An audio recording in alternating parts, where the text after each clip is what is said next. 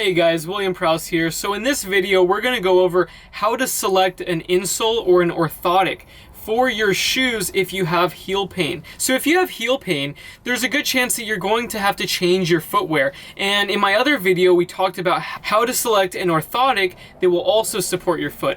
So I'm kind of against wearing insoles in supportive shoes because they're kind of a root cause of plantar fasciitis. They make the feet weak, and then it forces the bones of the foot into a position that favors excessive pronation. Excessive pronation will cause excessive tensional stress on the plantar fascia, and if it can't keep up with that constant repetitive stress, then it will break down and will become degenerative, and that's plantar fasciitis, or plantar fasciosis as some call it. So if you have plantar fasciitis, you're going to have to wear an orthotic. Some people can get around it. Some doctors say no, if you fix all the root causes, it will go away on its own. And that is true, but I'm telling you, I had severe heel pain and there's no way that I could have walked without an insole or an orthotic. So it's nearly required if you have severe plantar fasciitis. So what an orthotic does is you simply put it inside of your shoe, and then it will be forced up against the back of the shoe, as you can see inside of there. And it will force the bones of the feet into a position that does not favor excessive pronation. And that's really good. But keep in mind that your shoe needs to be able to have enough room to have an orthotic inside. And so a lot of these shoes, you're going to have to remove the little insole that comes with it.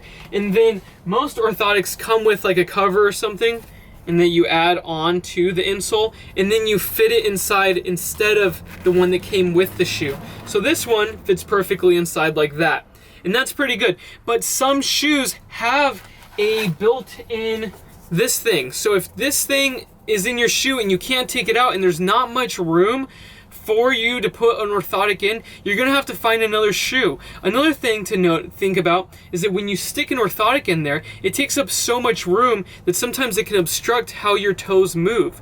So if it's curling up on the sides, you're going to have to trim it. If it's curling up in the front of the shoe, like up this way, you're gonna have to trim the excess. So you're gonna have to trim across the top like that.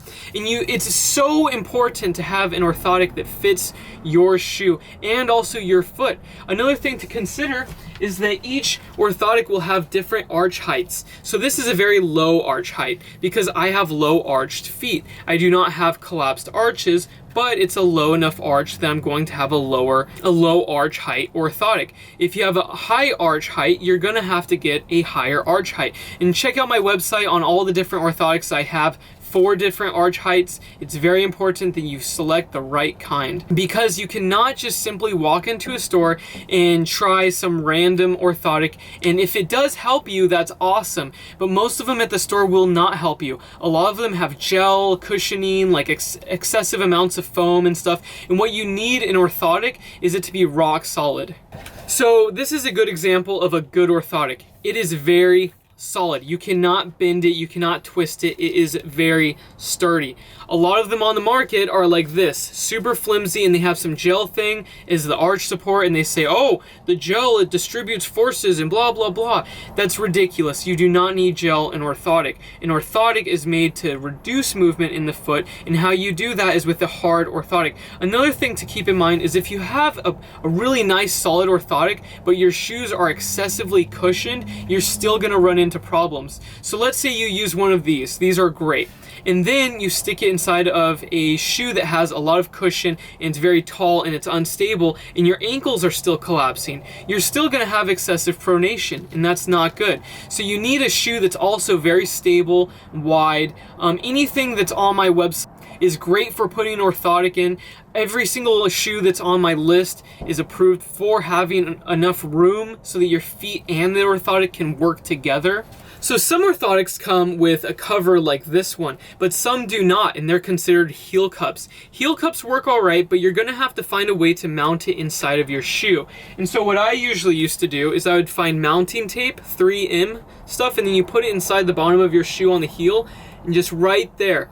Usually the front of it stays down, but in the back, that's where it usually floats around. So if you mount it with that tape, it will not move, and that's really good.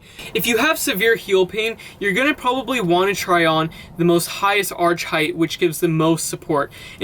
And at first that will feel good, but over time that's not ideal. You want to find an arch height orthotic that fits your feet as much as possible. You do not want to put a huge orthotic in there and just think, oh wow, this feels better, because it will feel better for the first 30 seconds. But over time, it's going to actually cause more pain, because if you hold those bones into a static position and they cannot move and distribute forces throughout the tissues and up the leg, then you're going to have other problems. So you may start to develop knee pain or something else elsewhere, and that is not fun. Another thing to think about with orthotics and plantar fasciitis is that a lot of people are recommended by their podiatrist a custom orthotic, right? And these can range from $500 to $600 usually. And I'm just going to say right now that that's silly. You do not need to buy a custom orthotic if you're just a random person with weak feet that is experiencing heel pain. If you have some weird congenital defect or biomechanical abnormality in your foot and it's causing some weird movement patterns in your feet, yes, you need a custom orthotic that can correct those problems. But if you're just an everyday average person that has heel pain because their feet are weak from wearing shoes, which is the #1 root cause, or a sedentary lifestyle, you do not need to spend $600 on orthotics. I personally think that that's a ripoff and that's mean, and you're probably better off just finding some solid orthotic at the store. So the highest quality orthotic that I recommend, which you can order online, is Tread Labs. Tread Labs is a solid orthotic and it's the same materials as a custom orthotic, but a custom orthotic is for congenital defects. So that's going to have to do with giving somebody an analysis and figuring out where they need support and doing an x-ray and figuring out their bone configuration. For these, if you have basic plantar fasciitis, like I said, you only need a basic arch support and then a nice little heel cup.